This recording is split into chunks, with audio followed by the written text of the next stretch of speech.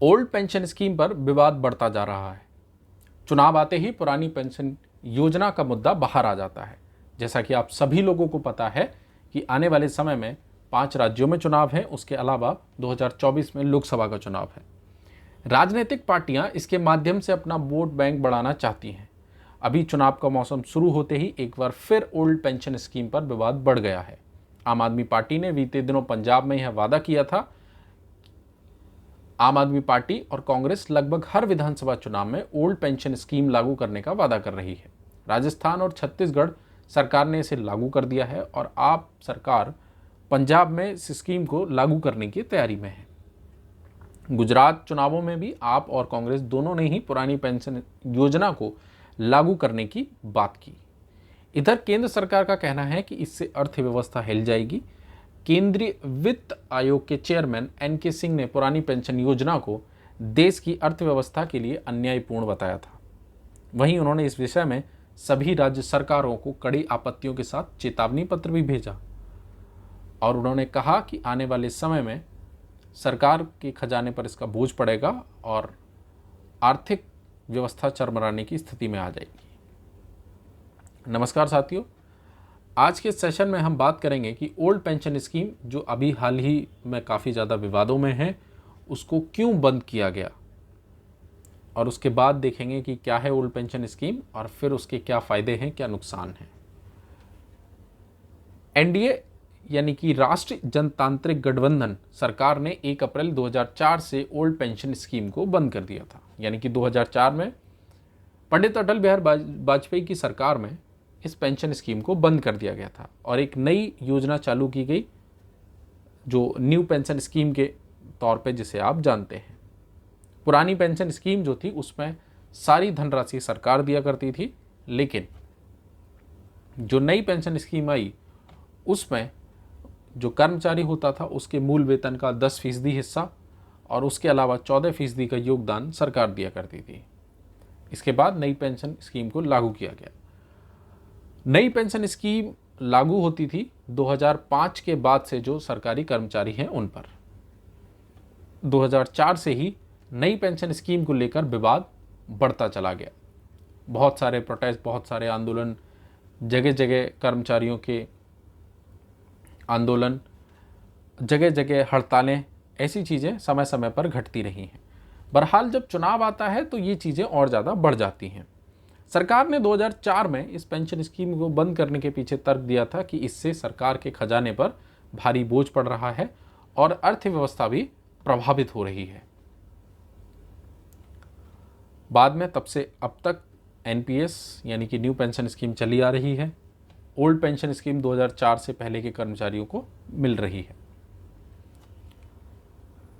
आपको पता ही है कि दिल्ली के रामलीला मैदान में ये आंदोलन चल रहा है, यानी कि एनपीएस की वापसी को लेकर और ओल्ड पेंशन स्कीम ओपीएस की बहाली को लेकर। ये आप देख पा रहे होंगे।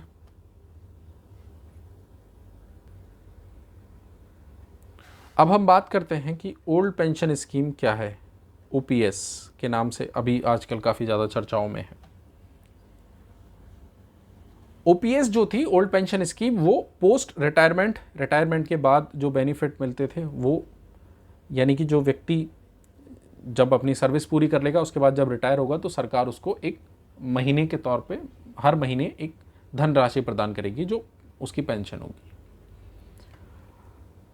इसमें क्या था कि एक डेफिनेट सम दिया जाता था, यानी कि जिस तनख्वाह पर वो व्यक्ति रिटायर हो रहा है उसका 50% हिस्सा उसको पेंशन के तौर पे हर महीने दिया जाता था।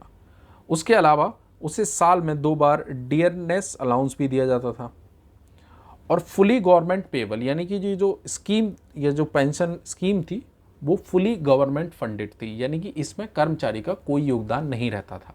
जैसे कि न्यू पेंशन स्कीम है उसमें कर्मचारी का योगदान रहेगा, 10% हिस्सा उसका कट किया जाएगा, लेकिन पुरानी पेंशन स्कीम जो थी उसमें सारा खर्चा जो है सरकार वहन करती थी और इसमें साल में 2 बार डियरनेस अलाउंस भी दिया जाता था और जितनी तनख्वाह पर आप रिटायर हो रहे हैं उसका 50% हिस्सा हर महीने पेंशन के तौर पे मिलता था। जैसे मान लीजिए आप 10,000 की सैलरी पर रिटायर हो रहे हैं तो हर महीने सरकार आपको 5,000 देगी, उसके अलावा डियरनेस अलाउंस भी देगी हर 6 महीने बाद।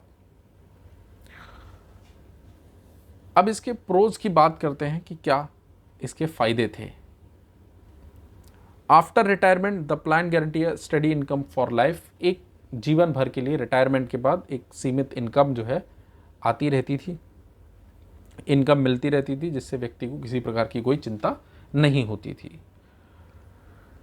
डेफिनेट अमाउंट मिलता था, उसके अलावा डियरनेस बेनिफिट भी मिल जाते थे, क्योंकि साल में 2 बार डियरनेस अलाउंस भी मिल जा रहा है। उसके अलावा जनरल प्रोविडेंट फंड की जो सुविधा थी, जो बेनिफिट्स थे, वो भी मिल जाते थे।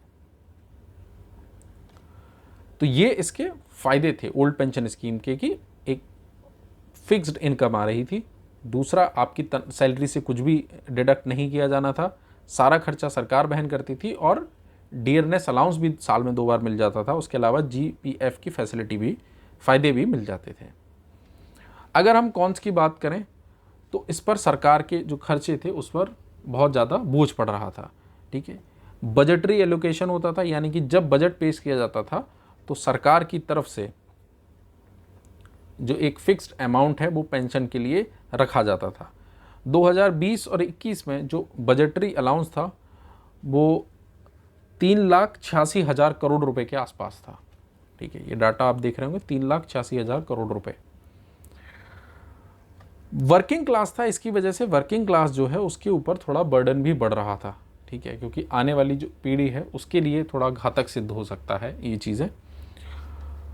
और जो फैसिलिटीज़ हैं उनमें भी कमी आती थी, सरकार के खजाने पर बोझ पड़ेगा तो बहुत सारी चीज़ों के साथ कंप्रोमाइज़ करना पड़ेगा।